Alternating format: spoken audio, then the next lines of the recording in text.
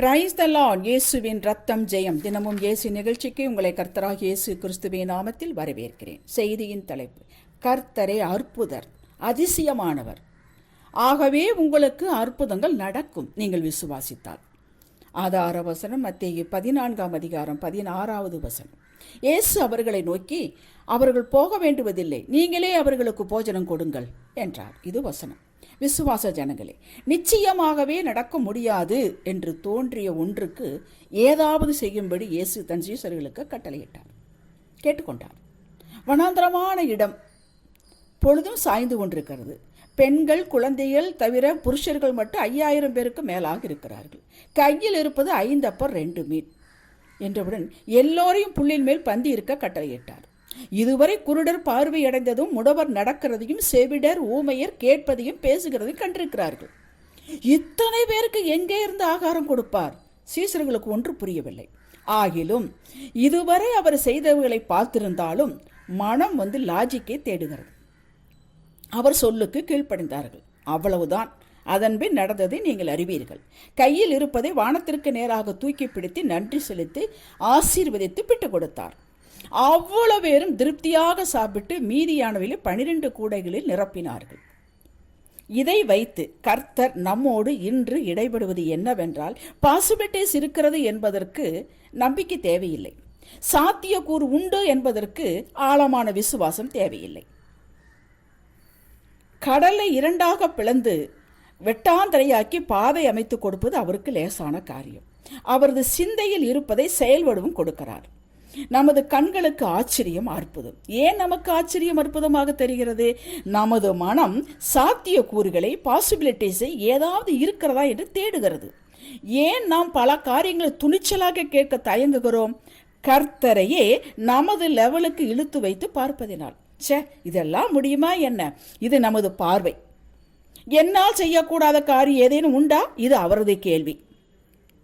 எப்பொழுதெல்லாம் கர்த்தர் ஒன்றை செய்ய சொல்லி உங்களுக்கு உணர்த்தினாரோ அப்பொழுதெல்லாம் உங்கள் லெவலை கண்கொண்டு பார்க்காதீர்கள்.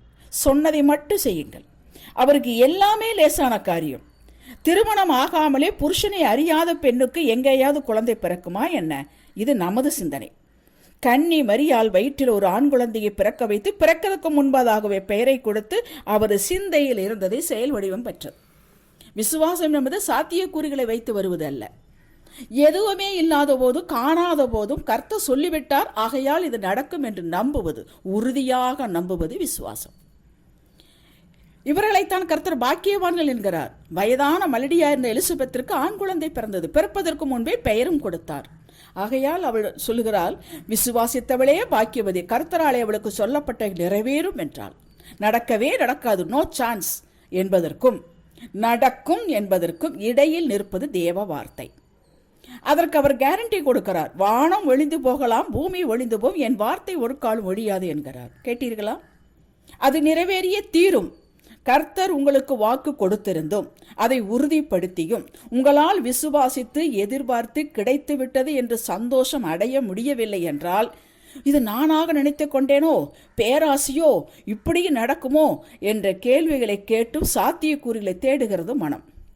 இன்று அவைகளை விட்டுவிட்டு முழுமையாக விசுவாசித்து தேவனால் எல்லாம் கூடும். அப்பா, நீங்கள் கொடுக்க போயிற அந்த ஆசீர்வாதத்திற்காக, அந்த நாளுக்காக ஸ்தோத்திரம் என்று தினமும் ஸ்தோத்திரம் செலுத்தி சந்தேகம் இல்லாமல் விசுவாசித்து எளிமையாக இருங்கள். கட்டாயம் நடக்கும். உங்களை வெட்கப்படுத்த மாட்டார். வேதத்தை வாசியுங்கள் முறையாக.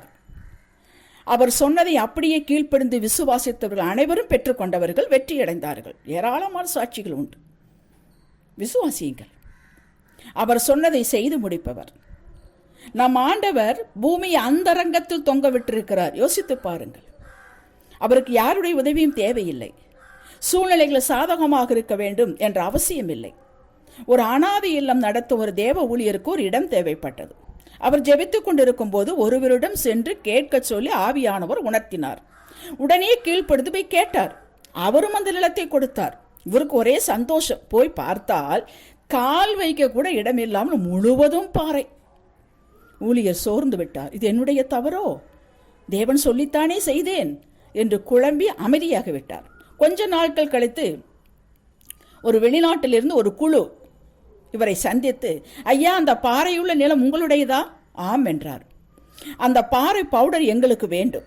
நாங்கள் முழு பாறையும் பவுடராக்கி எடுத்துக்கொள்ள அனுமதி கொடுத்தால் உங்களுக்கு அதில் நீங்கள் விரும்பும் வண்ணம் கட்டிடம் கட்டி கொடுத்து வருஷந்தோறும் இந்த தொகையை கொடுக்கிறோம். ஊழியரால் நினைத்து கூட பார்க்காத தொகை 100 வருடங்களுக்கு நாம் ஒப்பந்தம் செய்து கொள்ளலாம் என்று ஒப்பந்தம் போட்டார்களாம். தேவதிட்டத்தை பார்த்தீர்களா? நல்ல நிலம் கிடைத்திருந்தால் கட்டிடம் கட்டுவதற்கு ஊழியர் அலைந்திருப்பார். மக்களே, கர்த்தர் ஒரே கல்லில் 1000 மாங்காய் அடிப்பார். நம் தேவன் பூமியை காட்டிலும் வானத்தை காட்டிலும் பெரியவர். பெரியதை கேளுங்கள், அவர் பெரியவர். நான் பெற்றுக்கொள்வேன் என்ற நிச்சயத்தோடு வாழுங்கள். அவர் சொல்லுக்கு அப்படியே கீழ்ப்படியுங்கள். காரண காரியத்தை தேடாதிருங்கள், ஆதாரத்தை தேடாதீர்கள். அவரை தேடுங்கள், அவரை தேடுங்கள். அவர் எப்படிப்பட்டவர் என்பதை வேதத்திலிருந்து எடுத்து துதியுங்கள். அவர் ஒன்றுமே இல்லாத பொழுது உருவாக்குகிறவர் என்பதை அறிந்து கொண்டவுடன் என் வாழ்க்கையில் ஏதுமில்லை, ஆனால் நீர் என்னை உருவாக்கும் ஐயா. உங்கள் சித்தத்தில் என்னை குறித்து வைத்தவைகள் எல்லாம் நிறைவேற்றப் போவதற்காக ஸ்தோத்திரம் என்று சொல்லுங்கள். உங்கள் விசுவாச அளவின்படியே நடக்கும். ஆமேன். வாருங்கள் ஜெபிக்கலாம். கிருபையின் ஆண்டவரே, விசுவாசித்தவர்களுக்கு எல்லாம் கூடும். நீ விசுவாசித்தால் தேவ மகிமையை காண்பாய் என்றேன். ஆம் தகப்படே, இந்த சத்தியத்தை, இந்த செய்தியை கேட்டுக்கொண்டிருக்கும் தினமும் இயேசு பங்காளர் அத்தனை பேருக்காக நான் வேண்டுதல் செய்கிறேன். அவர்களை குறித்து நீர் வைத்திருக்கிற திட்டங்கள் நிறைவேறட்டும் சுவாமி.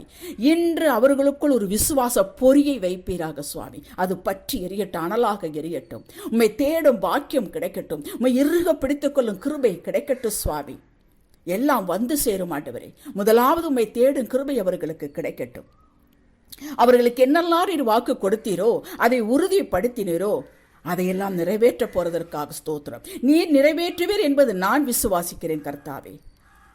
அப்ப அந்த முடவனாக இருந்தவனை 4 பேர்கள் தூக்கி கொண்டு வந்தார்களே, அந்த தூக்கி கொண்டு வந்தவர்களை விசுவாசத்தை பார்த்து நீர் ஆசீர்வதித்தீரே, அவனுக்கு விடுதலை கொடுத்தீரே. அப்படி என் விசுவாசத்தை நீர் கனப்படுத்துவீராக.